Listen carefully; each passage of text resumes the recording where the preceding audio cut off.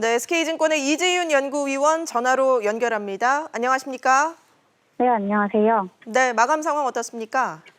네, 현재 코스피는 2147.03으로 전일 대비 2.87% 상승했고, 코스닥은 737.67로 0.79% 하락했습니다.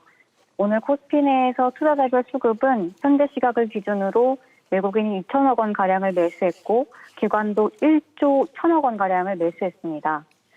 오늘 미국 증시는 인종차별 반대 시위에도 불구하고 코로나19 백신 개발 기대감이 높아지면서 경기 회복 기대감에 상승했습니다. 미군 감염병연구소 세먼스 잭슨 대령은 이날 올해 연말까지 인구를 대상으로 사용할 수 있는 코로나19 백신이 기대된다고 밝혔습니다. 한편 중국 언론에서 중국이 미국산 농산물 수입을 중단하라는 지시를 내렸다는 것은 사실이 아니라는 보도가 나오면서 해당 소식에 미중 갈등 우려가 완화되고 전일 미국 증시에 긍정적으로 작용했습니다. 오늘 국내 증시도 미국의 경제 회복 기대감에 상승 출발했습니다. 더불어서 오늘 3차 추가 경정 예산에 대한 구체적인 내용이 발표되면서 유동성에 대한 기대감으로 증시가 추가 상승했습니다. 3차 추경 규모는 35.3조 원으로 발표됐는데 이는 지난 외환위기나 글로벌 금융위기 당시 수준을 넘어서는 역대 최대 규모입니다. 3차 추경안에서는 고용과 사회 안정망 확충, 한국판 유지에 대한 투자, 그리고 위기 기업이나 일자리를 지키는 금융지원 등의 내용 등이 포함되어 있습니다. 특히 정부는 올해와 내년까지 국산 코로나19 치료제와 백신을 확보하겠다는 목표를 발표했습니다. 한편 오늘은 외국인과 기관이 전기전자 업종을 중심으로 매수하면서 코스피의 상승을 견인했습니다. 네, 오늘 상승장을 이끈 업종이나 종목 어떤 건가요? 네, 오늘 코스피 내에서 삼성전자가 장중 7% 넘게 급등한 가운데 은행업종과 철강금속 업종이 장중 크게 상승했습니다. 은행업종 중에서는 기업은행이 오늘 장중 8% 넘게 급등했습니다. 글로벌 경제활동 재개 기대감이 커지면서 그동안 소외되었었던 은행주가 상승하고 있습니다. 또 정부의 국내 기업에 대한 신용 공급 정책, 은행주에 긍정적으로 작용하고 있습니다. 또 철강금속 업종도 오늘 강세를 보였습니다. 특히 동국제광과 고려제강은 오늘 상한가를 기록했습니다.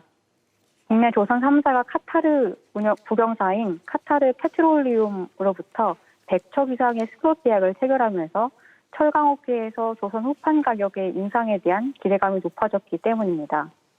철강업계에 따르면 현재 철강사와 조선사는 올해 2분기 조선 후판 가격을 협상 진행 중이라고 알려졌습니다. 네, 내일도 상승세를 이어갈지 궁금한데 어떤 점에 주목을 해야 될까요? 네, 최근 EU 코로나19 회복기금에 대한 제안이 나오면서 EU 국가에서 재정 통합이 이루어지는 것이 아니냐는 기대감이 나오고 있습니다. EU 회복기금은 코로나19 사태에 대응해서 EU 집행위원회가 제안한 7,500억 유로 규모의 경제회생 기금입니다. 이미 부채 수준이 높은 이탈리아 등 남부 유럽 국가의 부채 수준을 높이지 않으면서 코로나19로 피해를 입은 회원국에게 자금을 지원하겠다는 의도입니다. 이 7,500억 유로 가운데 5천억 유로는 보조금 형태로 이탈리아와 같은 치아국을 지원하고 추가로 2천억 유로는 대출 형태로 지원한다는 계획입니다. 그동안 시장에서 유럽에 대해서 우려했던 부분 중에 하나가 통화정책과 달리 재정정책은 독립적으로 운영되고 있었기 때문에 EU 내에서 보조금 지원 방식을 두고 그동안 분열이 나타났었기 때문입니다. 다만 아직 EU 회복기금 제안은 6월 중순에 있을 회의에서 통과를 기다리고 있는 상황입니다. 6월 중순 EU 각 국가 지도자들은 화상회의를 통해 회복기금에 대해 논의할 예정입니다. 이미 오스트리아나 네덜란드, 스웨덴, 그리고 덴마크 등 소위 검소한 국가들은 여기에 반대하고 있는 상황입니다.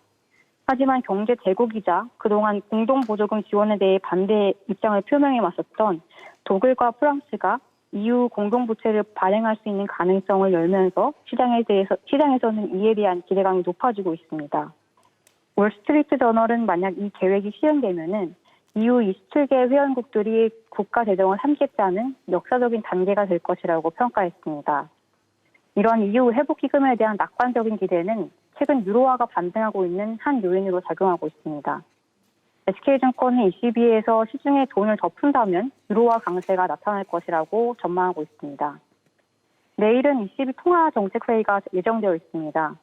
회의에서 어떤 정책들이 발표되는지, 현재 유럽에 대한 이런 기대감들이 지속될 수 있는지 여부를 확인해 보시면 좋을 것 같습니다. 네, 알겠습니다. 지금까지 SK증권 이지윤 연구위원 연결해서 마감 시황 살펴봤습니다.